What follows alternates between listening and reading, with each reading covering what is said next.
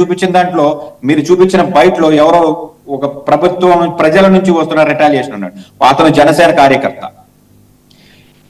జనసేన కార్యకర్త పొద్దున్నే వెళ్లి సామినేని ఉదయ్ భాను గారితో ఒక లేడీ ఆ కుటుంబాన్ని పరామర్శిస్తుంది.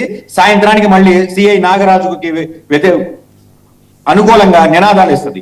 ఏంటండి ఇది? ఈరోజు చనిపోయిన వ్యక్తి అతని కుటుంబంతో బేరసారాలు ఆడినటువంటి పార్టీ ఎవరు? అతని మేనమామ బయటకు వచ్చి కుక్కల్ని ఇన్ఛార్జిగా పెట్టారు మీరు, కాబట్టి మీ దాకా రాలేకపోయాం మేము అని చెప్పినటువంటి పరిస్థితి ఏ పార్టీకి సంబంధించింది?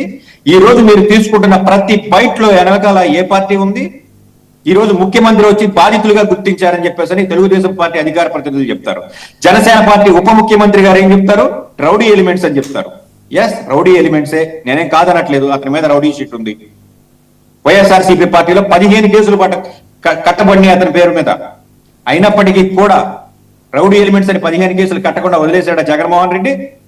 చంద్రబాబు నాయుడు గారి టైంలో 7 కేసులు కట్టారు. మీరు పాపం చిన్నపిల్లాడు కదా, చిన్నపిల్లాడి మీద ఎందుకు కట్టరు? మీకులాగా ఉండరు కదా, మీకులాగా అర్ధరాత్రి సర్టిఫికేట్ ఇచ్చారు కదా. చాలా మంచోడు కేసు కట్టాలి, ఎందుకంటే చాలా మంచోడు అని చెప్పారు కదా. చట్టాన్ని చేశాడని చెప్తుంటే మీకులాగా గాజులు వేసుకోలేదు కదా. ఒక ఎమ్మెల్యే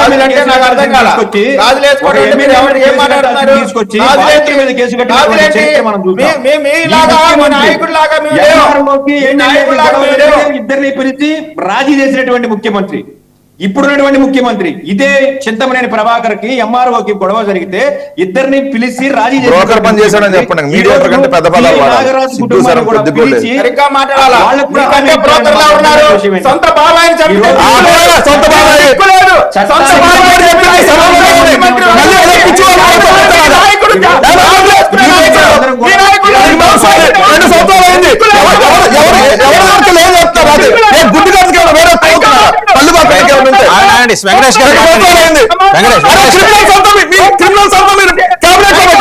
వెంకటేష్ గారు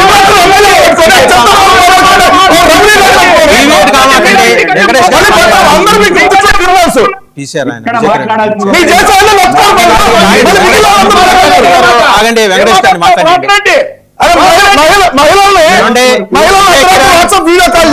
ఆగండి, మీరు కూడా ఆగండి, పెట్టుకొని ఆగండి. ఆగండి, ఇందాక చెప్పారు వెంకటేష్ గారు.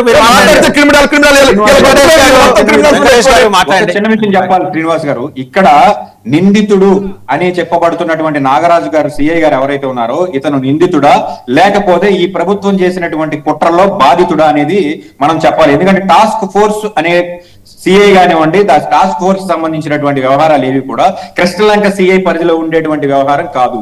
సో ఇక్కడ నాగరాజు గారి మీద కేసు కట్టి నాగరాజు గారిని బలిపశువుం చేస్తున్నారా, లేదా టాస్క్ ఫోర్స్ కి సంబంధించినటువంటి అధికారులు కానివ్వండి, కన్సల్ట్ సిపి గారిని కానివ్వండి, కృష్ణా జిల్లా ఎస్పీ గారిని కానివ్వండి, వీళ్ళందరినీ కాపాడడానికి నాగరాజు గారిని బలిపశువుం చేస్తున్నారు. ఈ రోజు వరకు నాగరాజు గారిని అదుపులోకి తీసుకోలేదు. అదేమంటే నాగరాజు గారిని ఫ్రీగానే ఉంచామని చెప్పేసి అని అంటున్నారు. ఒక హత్య కేసులో లేదా ఒక కస్టోడియల్ టార్చర్ కేసులో ఎటువంటి కార్యక్రమం జరిగినప్పుడు ఎంటైర్ పోలీస్ స్టేషన్ మీద కేసు కట్టాలి. ఆ రోజు డ్యూటీలో ఉన్నటువంటి ప్రతి అధికారిని బాధ్యుడిగా చేయాలి. అలా కాకుండా కేవలం నాగరాజు గారిని మాత్రమే ఈ రోజు కేసులో పెట్టి దర్యాప్తుని కొనసాగిస్తున్నారు. సో నాగరాజు గారు కూడా ప్రాణాలతో ఉంటాడా, లేకపోతే ఈ దర్యాప్తు పూర్తయ్యే లోపల అతని బాధితుడిగా మారతాడా? అతని కుటుంబాన్ని కూడా ముఖ్యమంత్రి గారి దగ్గరకు తీసుకుని అతని కుటుంబాన్ని కూడా న్యాయం చేస్తాము అని చెప్పేసి అనేటువంటి ఒక హామీ ఇచ్చినట్టు నిన్న వార్తాపత్రికల్లో సోషల్ మీడియాలో చూసాం. ఈ ద్వంద్వ నీతి ఏంటో అర్థం కావట్లేదు. కేవలం నాగరాజుని బలిపశువుం చేస్తున్నారా అనేది ఈ రోజు వరకు కూడా ప్రభుత్వం వైపు నుంచి అఫీషియల్ గా ఎటువంటి స్పందన లేదు. ఒక రాజకీయ పార్టీ, కూటమిలో ఉన్నటువంటి ఒక రాజకీయ పార్టీ ఏమో ఈ హత్యని సపోర్ట్ చేస్తుంది, ఇంకొక పార్టీ ఏమో లేదు మీ కుటుంబం బాధితులు, మీకు న్యాయం చేస్తామని చెప్పేసి అంటున్నారు. ఈ రోజు వరకు ముఖ్యమంత్రి గారిని కలిసిన తర్వాత ఈ రోజు వరకు ఏమి న్యాయం జరిగిందో కుటుంబం చెప్పట్లేదు. ముఖ్యమంత్రి గారు మాకు న్యాయం చేసేశారు అని చెప్పేసి అన్నారు. అంటే ఏమి న్యాయం చేస్తుంటారు? మాకు న్యాయం ఆల్రెడీ ముఖ్యమంత్రి గారిని కలవంగానే అయిపోయింది అంటున్నారు. న్యాయం చేస్తారని అనట్ల ఆ రోజు నుంచి ఈ రోజు వరకు ఆ కుటుంబం మీడియా ముందుకు రావట్లేదు. సో నాగరాజు గారు మీడియా ముందుకు రావట్లేదు, కుటుంబము మీడియా ముందుకు రావట్లేదు. దీన్ని ఏ రకంగా చూడాలి అనేది మాకైతే అర్థం కానిటువంటి విషయం. అయితే బెజవాడ బార్ అసోసియేషన్ లో ఉన్నటువంటి మానవ హక్కుల కమిటీ ఏదైతే ఉందో ఇది ఖచ్చితంగా పోరాడుతుంది. లోకల్ కోర్టులో ఆల్రెడీ సీసీటీవీ ఫుటేజ్ ఇవ్వాలని చెప్పేసి డైరెక్షన్స్ తీసుకుంది. రేపు హెబియాస్ కార్పస్ పిటిషన్ లో అయిన తర్వాత ఇటు జడా శ్రవణ్ కుమార్ కూడా సిబిఐ ఇన్వెస్టిగేషన్ జరగాలని అంటున్నారు. మొత్తం అన్ని వైపుల నుంచి ప్రభుత్వం యొక్క పేక పట్టుకుని న్యాయం చేయాల్సిన అన్న మీకు నవ్వే వస్తుంది. మీ గడప దాకా వచ్చే రోజున మీకు నవ్వు కాదు బోరు అని ఏడుస్తారు మీరు. అదే పని కదా, అదే చెప్తున్నా. ప్రస్తుతానికి నీకు నవ్వు వస్తుంది. ఒక వ్యక్తి అధికార అహంకారం నెత్తికెక్కితే ఒక అరుణ గారు నాయకుడి కొడుకు నన్ను సిఐ నాగరాజు వేధించడం వల్ల నేను గుళికలు దిగి చచ్చిపోతున్నాను అని చెప్పేసి చనిపోతే నీకు నవ్వే వస్తుంది. ఎందుకంటే అధికార మదో నీకు అలాగ పట్టుంది. కాబట్టి ఖచ్చితంగా నీ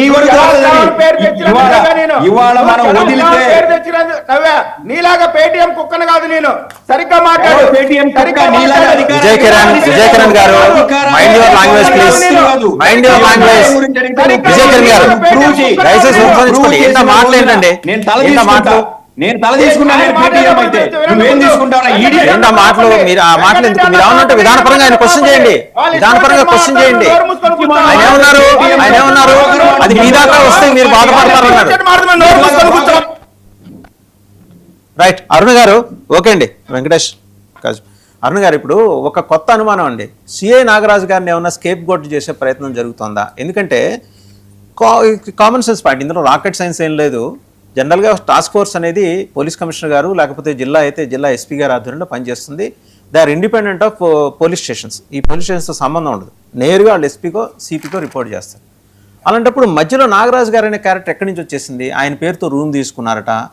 మిగిలిన కేసులతో ఆయనకు సంబంధం ఉందా లేదా దట్ ఈస్ సెకండరీ. ఈ పర్టికులర్ కేసులో నాగరాజు గారి ఇన్వాల్వ్మెంట్ లేదనే ఒక అభిప్రాయం వినిపిస్తుంది. మీరేమంటారు? మిగిలిన కేసులన్నీ పక్కన పెట్టండి, ఈ ఒక్క కేసుకు సంబంధించి.